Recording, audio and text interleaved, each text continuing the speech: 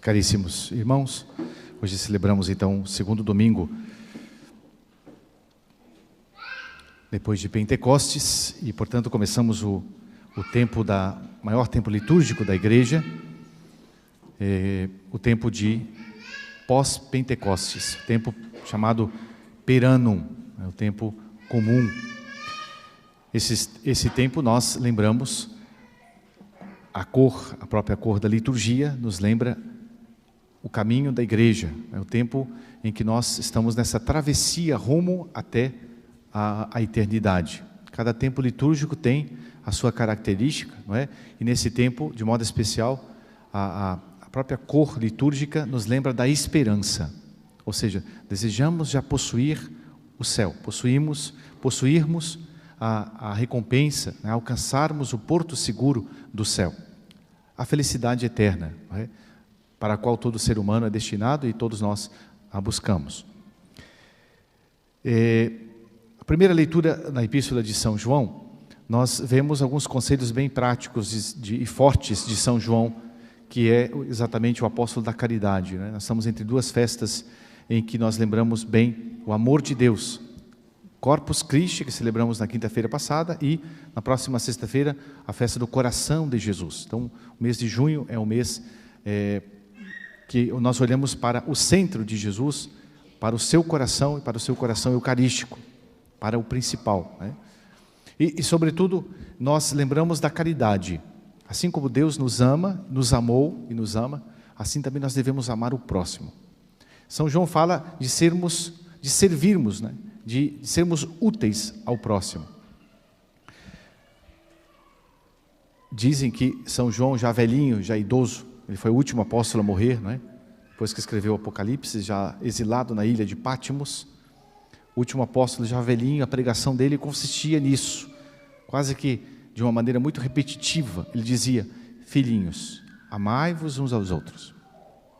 Aí pediam para ele falar, ele falava: filhinhos, amai-vos uns aos outros. Era a pregação dele, né? Tanto que as pessoas perguntavam: por que o senhor repete tanto isso?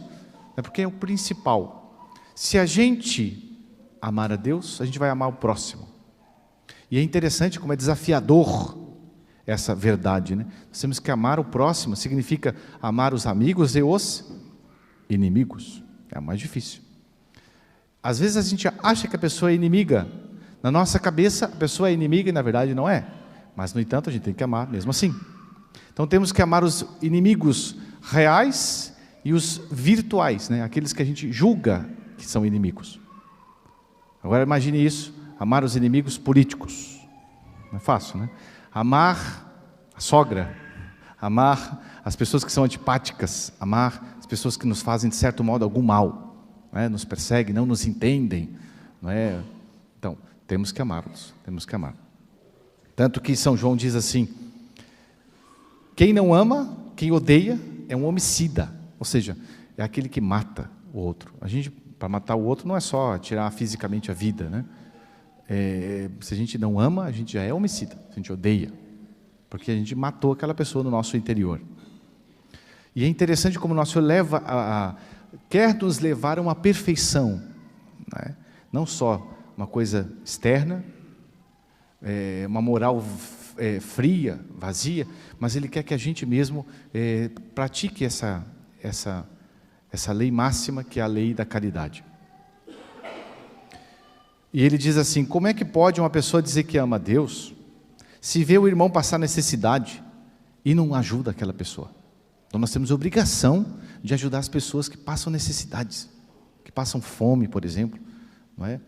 Mas não é só a pessoa que passa fome física, porque às vezes a gente fica idealizando muito: vamos ajudar as criancinhas da África. E as pessoas que precisam da nossa ajuda, que moram perto da gente? E as pessoas que precisam da nossa ajuda e da nossa compreensão e a gente não as compreende?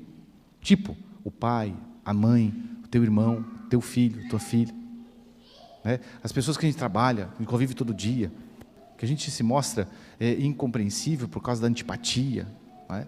Ou seja, nós somos chamados profundamente a amar a todas as pessoas. E isso faz com que a gente saia do nosso eu, né? Do nosso amor próprio, da nossa zona de conforto. Isso é servir. Muito bem. No Evangelho de hoje, nosso Senhor conta uma parábola que muitas vezes é contada nas Sagradas Escrituras, principalmente nos Evangelhos, em uma comparação, em que Jesus compara o reino dos céus, o céu, a eternidade feliz, com um banquete. Porque naquele tempo, no tempo de Jesus, e também hoje, banquete é uma coisa boa. Receber um bom convite, nós que somos padres, de vez em quando recebem um convite, né? Vamos almoçar na nossa casa, vamos lá, comer uma coisa, um churrasquinho, alguma coisa assim, a gente fica contente, né?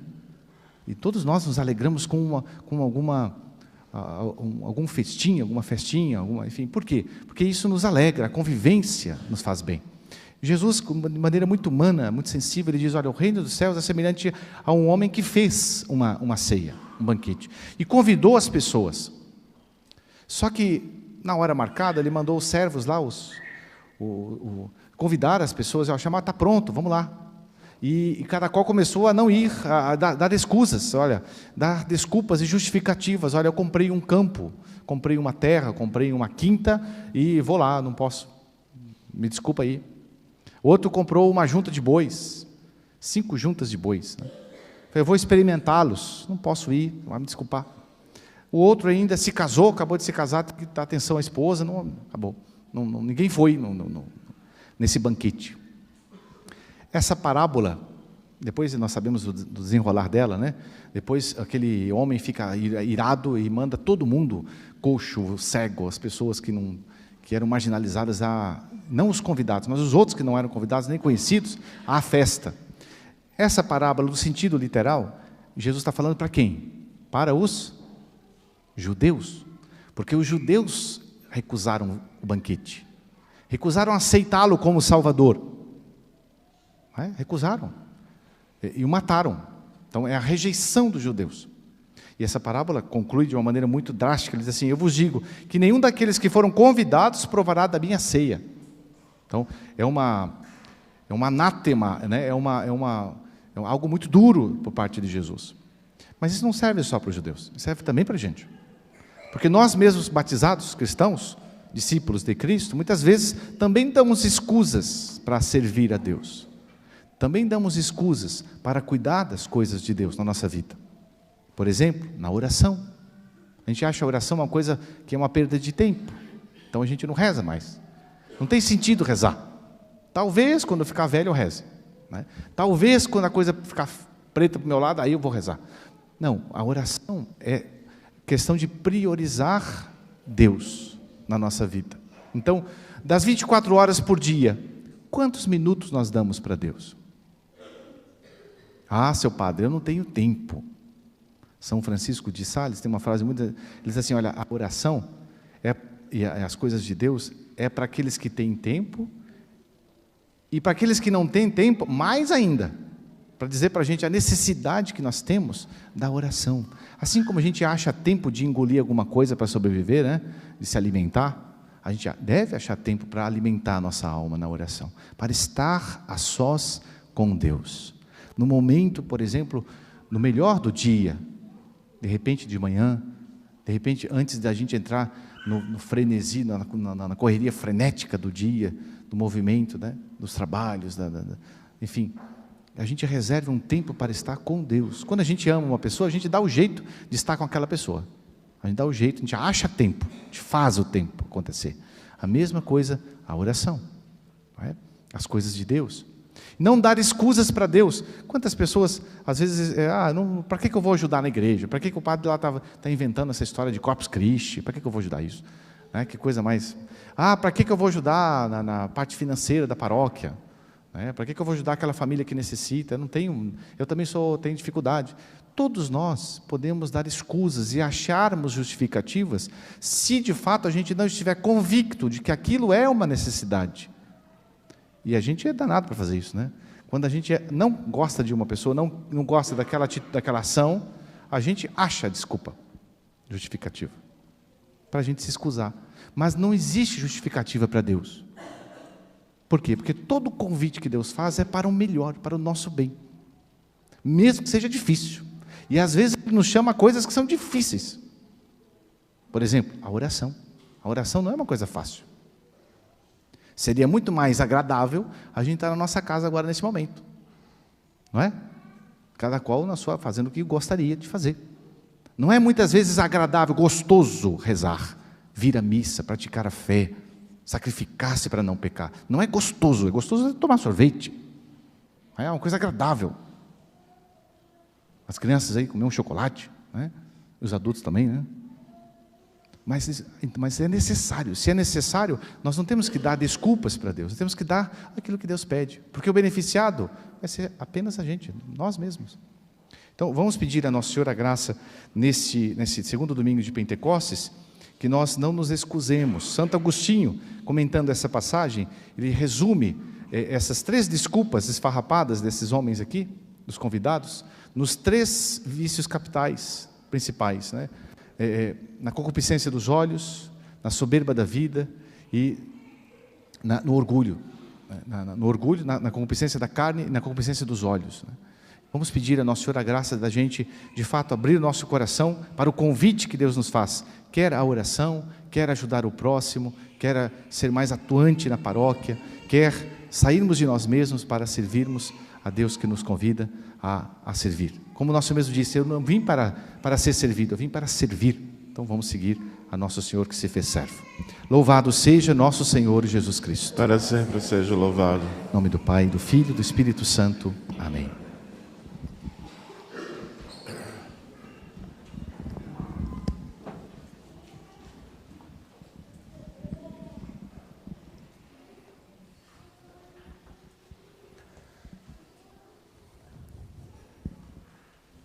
Credo in unum Deum, Patrem Unico.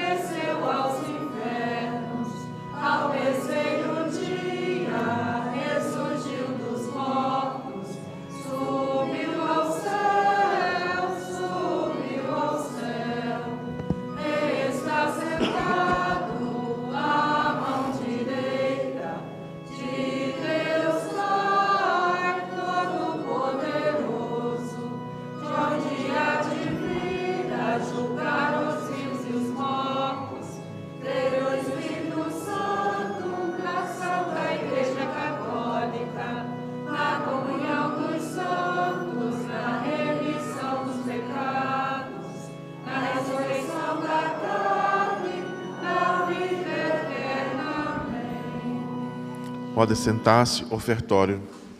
Unamos nossa oferta com nossas alegrias e sofrimentos ao pão e vinho oferecidos sobre o altar.